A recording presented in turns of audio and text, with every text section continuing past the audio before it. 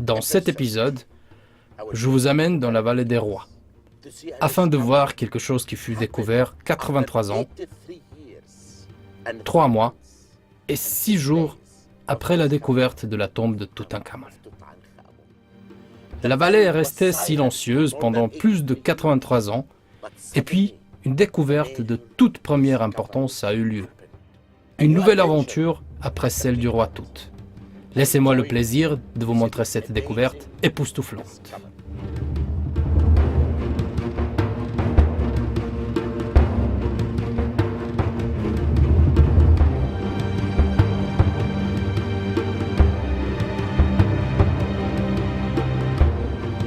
L'heure des prières, lorsqu'on s'avance le jour, à exalter et rendre gloire, à avancer et descendre dans l'au-delà, à déclamer de puissantes incantations à Amentet, la sublime.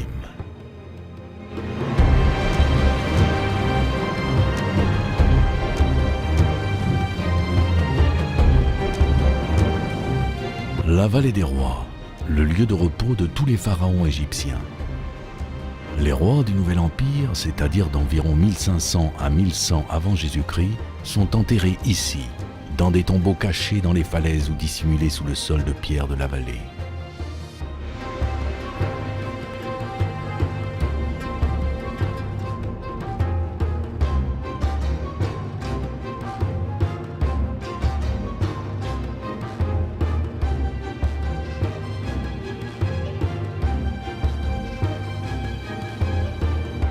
Et c'est là que leurs restes mortels ont entamé leur long voyage vers la vie éternelle. Au cours du temps, ces roches n'ont révélé qu'une partie des secrets qu'elles recèlent. Mais il reste tant de choses enterrées sous le sable du désert égyptien. Je fis passer l'information. Dans un silence total, on souleva l'immense pierre tombale. La lumière éclaira l'intérieur du sarcophage. Un cri d'émerveillement s'échappa de nos lèvres, tant ce que nous avions sous les yeux était merveilleux. Le visage en or d'un enfant roi. Le 4 novembre 1922, l'archéologue britannique Howard Carter découvre l'escalier qui mène à la tombe de Toutankhamon. Il s'agit d'une découverte sensationnelle. Pour la première fois, les archéologues pénètrent dans une tombe intacte. Quand ils abattent le mur d'entrée, ils ont le souffle coupé parce qu'ils voient, dans 4 petites chambres, plus de 5000 objets absolument fabuleux, faits main, sont posés auprès de la momie du pharaon Toutankhamon.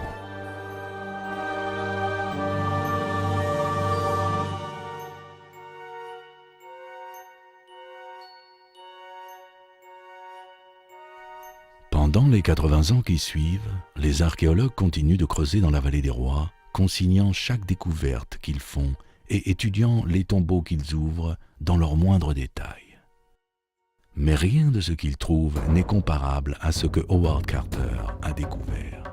Jusqu'à ce qu'en 2006, l'égyptologie soit catapultée à nouveau sous les feux de la rampe par une découverte extraordinaire. Toute découverte capitale survient par hasard.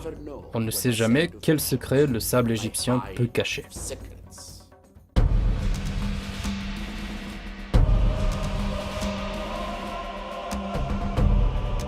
En février 2006, à seulement 14 mètres de distance de la tombe de Toutankhamon, une équipe d'archéologues américains découvre un nouveau secret dans la vallée. Une tombe restée intacte pendant plusieurs milliers d'années. Aujourd'hui même, nous avons trouvé une cachette de momies devant la tombe de Toutankhamon. La tombe, découverte par hasard, est dénommée KV63, selon la convention de dénomination des découvertes de cette zone, et qui signifie KV pour Vallée des Rois, suivi d'un numéro par ordre croissant.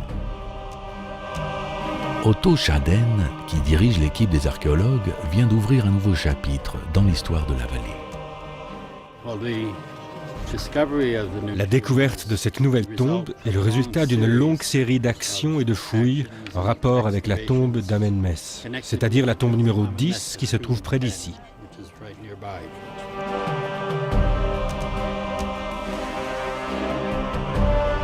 L'entrée de la tombe ouvre sur un puits vertical de 5 mètres et demi de profondeur. Au pied du puits se trouve une pièce miraculeusement intacte. À l'intérieur, il y a 28 cruches et empilés dans un coin, 7 sarcophages couverts de résine noire. Les cercueils n'ont pas de cachet, pas de sceau ou toute autre marque d'identification. À quelle dynastie appartiennent-ils? À qui étaient-ils destinés? La tombe de Toutankhamon ainsi que les tombes KV63 et KV62 sont-elles liées les unes aux autres, d'une manière ou d'une autre? Depuis cette découverte, de nombreuses idées circulent quant à ce que la tombe KV63 pourrait être. S'agit-il d'une cache royale? Les archéologues vont-ils trouver les momies des pharaons manquants?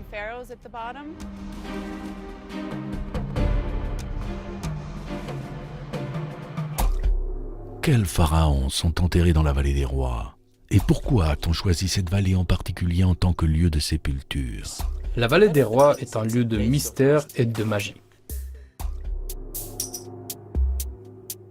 Ce sont les pharaons de la 18e dynastie, c'est-à-dire aux environs de 1500 avant Jésus-Christ, qui ont choisi ce wadi éloigné sur la rive ouest du Nil, à quelques kilomètres de Thèbes, pour leur lieu de repos éternel. Une coutume qui dure pendant tout le Nouvel Empire, jusqu'à environ 1100 avant Jésus-Christ, c'est-à-dire sous la 20e dynastie. Les pharaons considéraient leur tombe comme étant aussi importante que leur palais. Un enterrement dans un lieu approprié était le seul moyen de garantir un voyage sûr dans l'au-delà et une vie heureuse après la mort.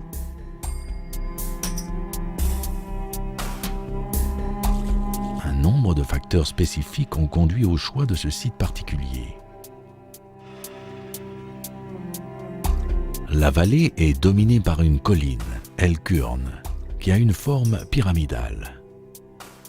Pour les Égyptiens d'Ancienne Égypte, la pyramide symbolise les rayons du soleil. De plus, la vallée n'a qu'un point d'accès et pouvait donc être facilement gardée et défendue contre les pilleurs de tombes. Les Égyptiens ne croyaient pas en la mort. La vallée est un éloge à la lumière, au soleil qui sombre dans l'au-delà et qui renaît triomphalement.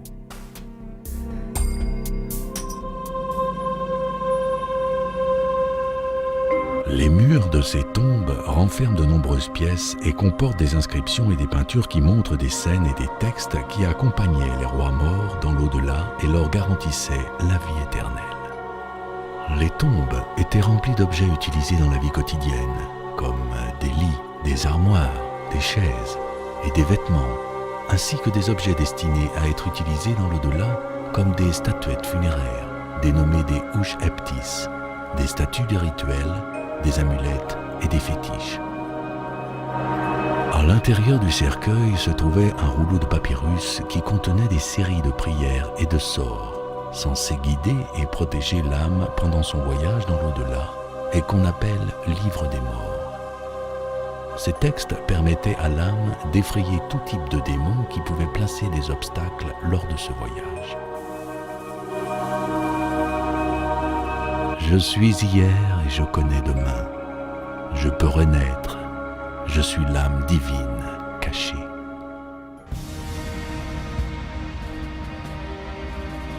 La plupart des spécialistes pensent que le premier roi à se faire construire une tombe dans la vallée des rois est Thoutmôsis I, le troisième roi de la 18e dynastie. Son architecte, le très orgueilleux chef Inéni, avait construit une tombe cachée pour son roi, sans que personne ne le remarque. Ce pourrait être la tombe KV20. Au fil du temps, les tombes royales deviennent de plus en plus importantes et complexes.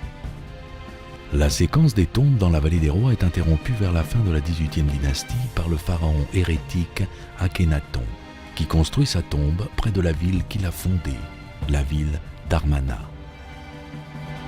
Toutankhamon retourne à Thèbes et fait construire sa tombe dans la vallée des rois. Quand il meurt, il a 19 ans et sa tombe n'est pas complètement achevée. Son successeur, Aïe, le fait enterrer rapidement dans une tombe différente et plus petite. La tombe KV57, celle d'Horemheb, le dernier roi de la 18e dynastie, est une des plus belles tombes de la vallée. Pour la première fois, des scènes et des textes sont d'abord gravés puis peints.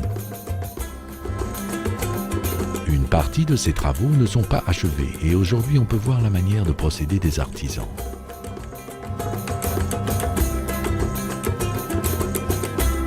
Les rois des 19e et 20e dynasties, c'est-à-dire de 1300 à environ 1100 avant Jésus-Christ, sont enterrés dans de magnifiques tombes. Mais peu à peu, le Nouvel Empire sombre dans le déclin et les rois sont affaiblis et plus pauvres. Les pillages dans la vallée des rois augmentent. À la fin, on abandonne le site. La vallée des rois reste abandonnée pendant des siècles, jusqu'à ce que les premiers explorateurs commencent à dévoiler ses secrets.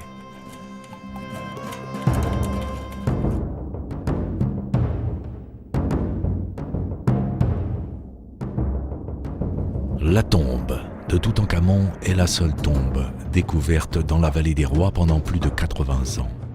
Depuis la découverte de la tombe, c'est un peu comme si le roi Tout occultait tout dans la vallée.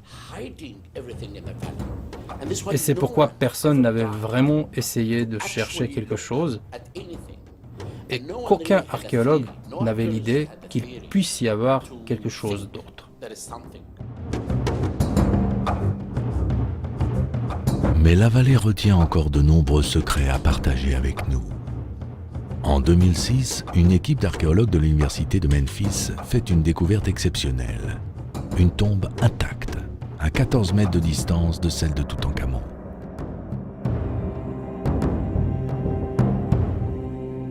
Je suis allé à la vallée des rois en décembre et j'ai vu qu'ils avaient atteint près de 3 mètres de profondeur.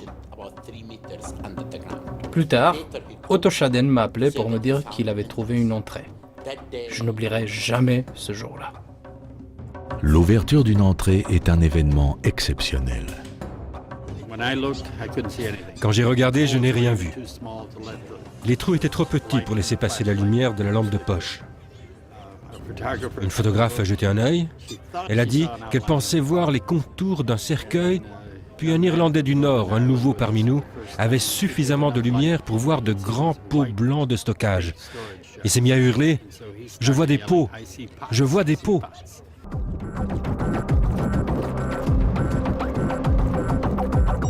Au pied d'un puits de 5 mètres et demi de profondeur se trouve une chambre que personne n'a vue depuis plus de 3000 ans.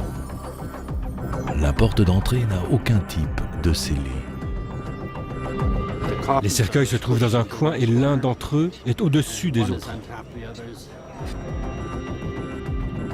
À quelle dynastie appartient cette tombe et à qui sont destinés ces cercueils? Les archéologues trouveront-ils la momie d'un pharaon à l'intérieur? Avant d'avoir accès au cercueil, nous devons déplacer les pots et voir ce qui s'y trouve. Les pots peuvent fournir des indications précieuses et contribuer à la datation de la tombe.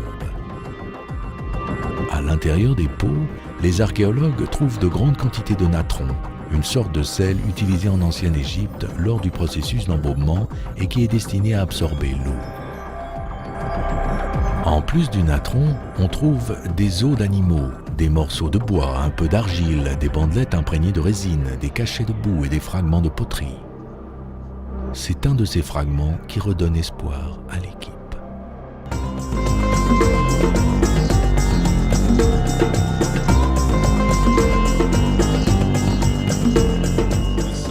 Voici un fragment de pot à vin que l'on a trouvé dans le pot numéro 3, un grand pot de stockage, sur lequel est indiqué année 5. Il ne donne pas de nom de roi, mais il s'agit de l'année 5 et c'est du vin de Charu. C'est intéressant car il y avait aussi du vin de Charu dans la tombe de Toutankhamon et il datait également de l'année 5.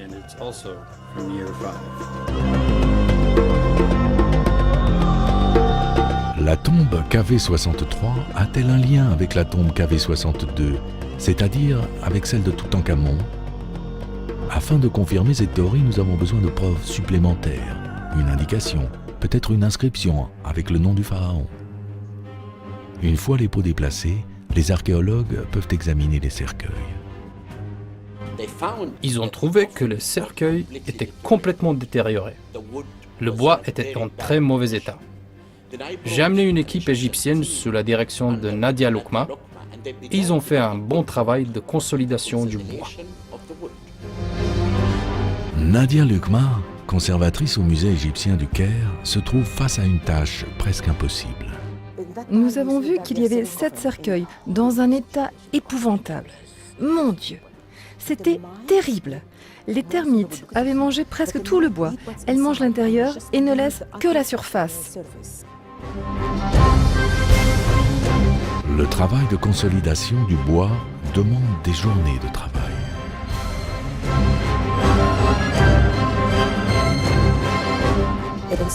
À l'intérieur du cercueil se trouvaient des morceaux de poterie, de pierre, des tissus et bien d'autres choses, la plupart non organiques. L'atmosphère à l'intérieur de la tombe était extrêmement sèche, environ 17%, ce qui est très bas. Le bois essaye donc de rétrécir. Il avait absorbé l'eau puis l'avait recraché afin de rétrécir. Mais le bois ne pouvait plus réduire en taille car ce qu'il y a à l'intérieur a un volume stable et donc le bois a cassé. Dans un espace si confiné comme celui-ci et si profond. Et c'était horrible. Notre tâche n'était pas simple. Nous étions en profondeur et nous avions perdu trop de matériaux. Nous devions utiliser des matériaux de consolidation très dilués.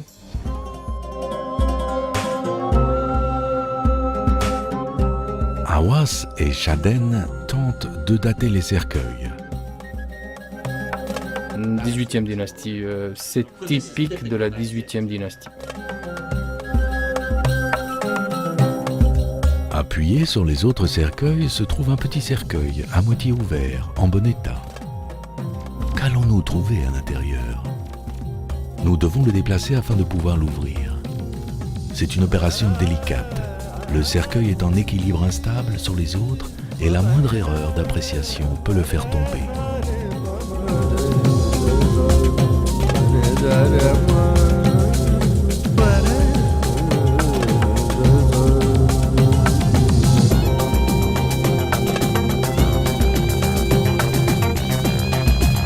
Docteur Shaden, voulez-vous déplacer le couvercle? Shaden déplace la partie supérieure. L'équipe retient son souffle. À l'intérieur du cercueil se trouvent 6 coussins tassés jusqu'au fond. Sous les coussins, nous avons une surprise inattendue. Un petit cercueil en or.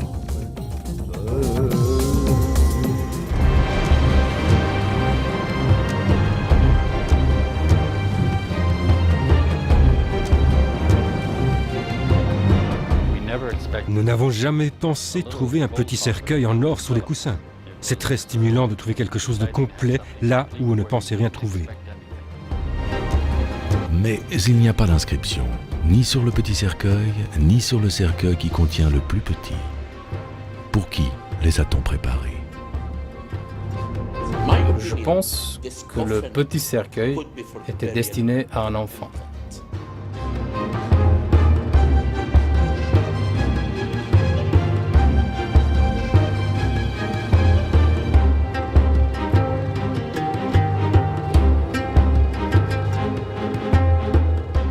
Ce qui me conduit à penser qu'il remonte à la 18e dynastie, c'est le lieu où on l'a trouvé et les objets qu'on a trouvés avec.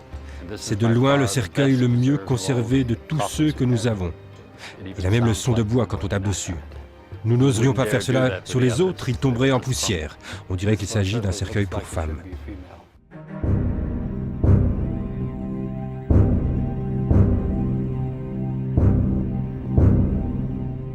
Après avoir trouvé le petit cercueil en or, il est temps d'ouvrir le dernier cercueil.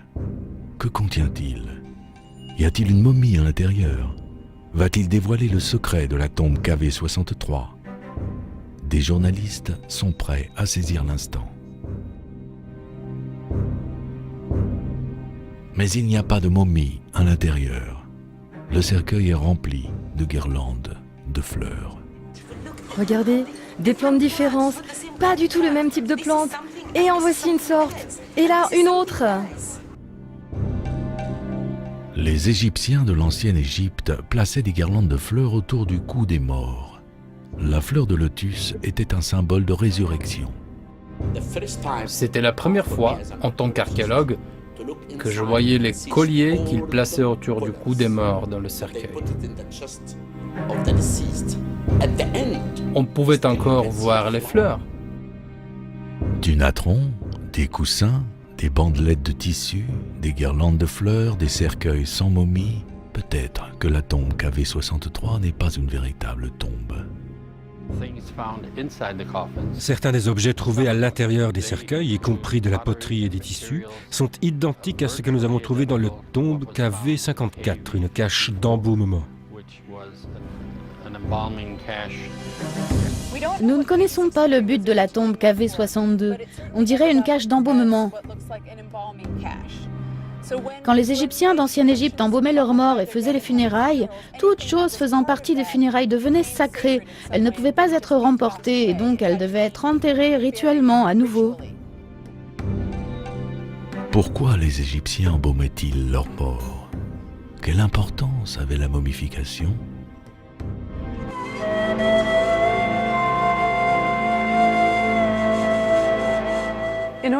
Afin de réussir la transition vers l'au-delà, le corps du défunt devait être embaumé correctement.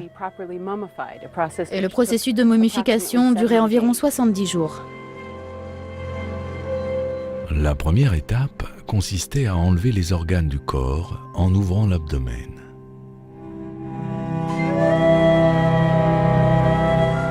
On lavait les poumons, l'estomac, les intestins et le foie. On les mettait à tremper dans du natron afin de les sécher. Puis on les plaçait dans des conteneurs appelés des vases canopes, décorés des 4 fils d'Horus, le dieu soleil. Mais ils enlevaient le cerveau, car si on laissait le cerveau à l'intérieur, il pouvait s'abîmer. C'est la raison pour laquelle ils passaient par le nez avec un objet mince et qu'ils enlevaient le cerveau.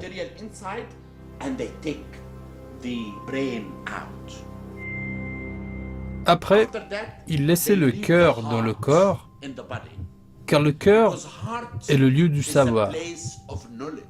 Il donne le savoir aux défunts dans l'au-delà.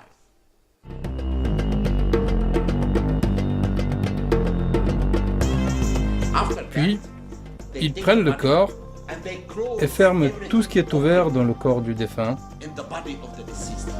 comme le nez et certaines zones à l'intérieur.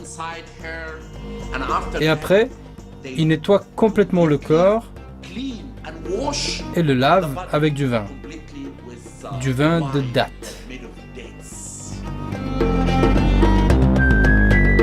Le corps est conservé dans du natron pendant 40 jours. Le natron absorbe toute l'eau. Une fois que ceci est fait, le corps est complètement déshydraté et enveloppé dans des bandelettes de tissu. Des amulettes porte-bonheur sont placées entre les couches de bandage.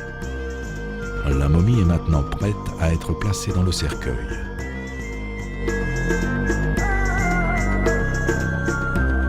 La momification est un processus extrêmement important en Ancienne Égypte qui doit être fait avec un soin extrême. Comme ils croyaient à l'au-delà, ils pensaient qu'il fallait conserver le corps longtemps, car le temps passé dans le tombeau était éternel.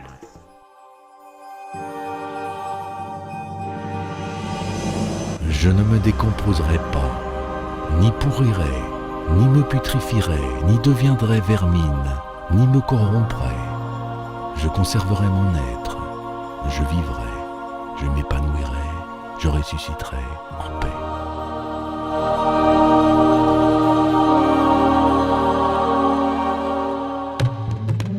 La tombe KV63 a donc joué le rôle de pièce de stockage pour tout ce que les Égyptiens utilisaient lors du processus d'embaumement. Ce que nous savons, c'est qu'il s'agit d'une cache de momification, comme la tombe KV54, qui est la cache d'embaumement pour Toutankhamon. À qui appartient celle-ci? Ces cercueils, pourquoi les ont-ils remplis de natron et de tous ces produits pour embaumer? Ces cercueils doivent avoir un lien avec l'époque de Toutankhamon, Aménophis II, car nous ne savons pas exactement pourquoi ils ont placé les cercueils là et pourquoi ils les ont utilisés comme cache d'embaumement.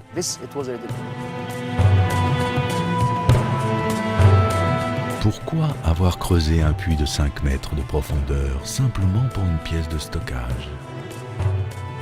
Ma théorie est que cette tombe était au départ celle de la mère du roi Tout, Kia, car nous savons qu'elle était morte pendant l'accouchement.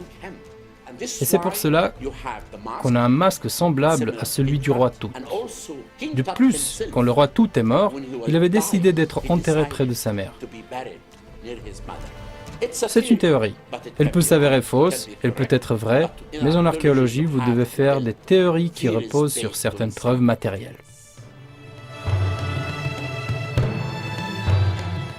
Je pense, et j'espère que c'est bon, que nous trouverons les momies qui reposaient dans ces cercueils. Je pense qu'il doit s'agir... Cette tombe a un autre lieu, ça doit être quelque chose d'autre. La découverte de la tombe KV63 rajoute un nouveau morceau au puzzle de l'histoire de l'Égypte ancienne.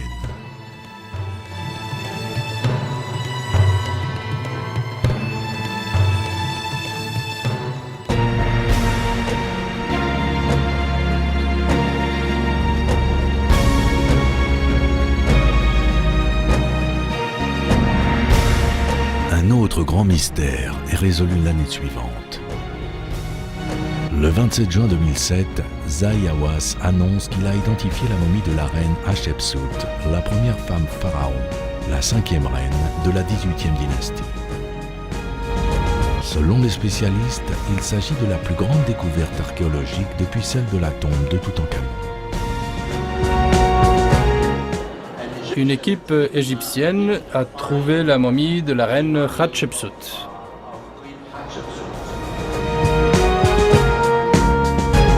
Hawass et son équipe font cette découverte après avoir étudié 4 momies non identifiées. Elles se trouvaient au 3e étage du musée égyptien du Caire et l'une d'entre elles provenait de la tombe KV60 dans la vallée des rois et appartenait à la nourrice d'Hatshepsut, Sitr-In.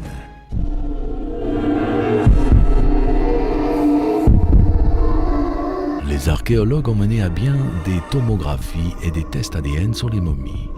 La clé à l'une des plus grandes énigmes de l'histoire des pharaons n'était rien d'autre qu'une molaire, conservée dans une boîte en bois à Der el-Bahri, le complexe mortuaire d'Hatshepsut.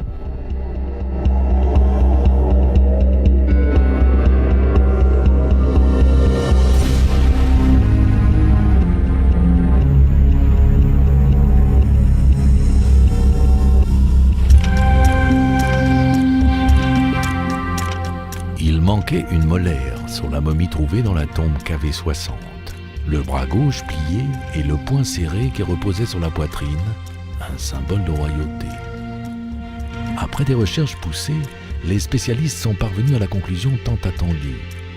La dent trouvée dans la boîte correspondait à la dent manquante sur la momie. L'équipe a trouvé une dent à l'intérieur d'une boîte. Et les radiologues et les scientifiques ont prouvé qu'il s'agit de la dent d'une des momies. Cette momie est ce qu'il reste de la reine d'Hatshepsut sur Terre.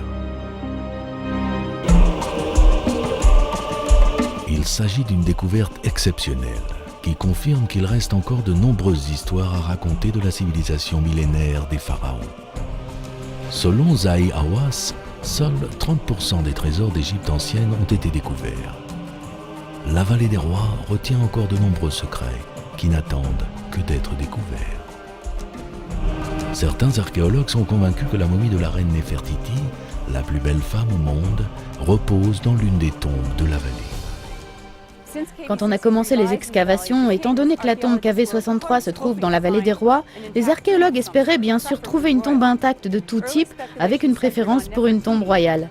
Les premières supputations se sont concentrées sur Néfertiti, car la tombe KV63 est proche de la tombe KV65, qui est une cache de matériaux réenterrés à nouveau en provenance d'Armana, et qui comprend probablement le corps de son mari, Akhenaton. On ne peut pas être certain à 100% que la tombe de Néfertiti repose dans la vallée des rois.